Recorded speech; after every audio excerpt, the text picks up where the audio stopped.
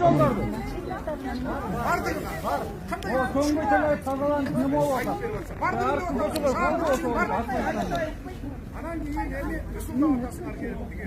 Патентке калтырып бергиле, бул шаардын ичинин жолун мен бюджеттен алган жок. Мына спонсор балдарды топтоп алып эле, бай балдарды, эгерден бери 30 жылдан бери байынан балдарды топтоп келип жардам бергиле деп, ошолордун акчасы менен салып жасап атабыз, жасап баштап атабыз.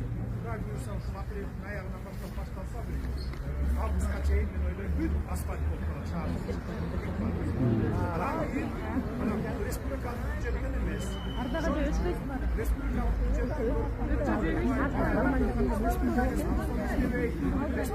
бюджеттен жасаш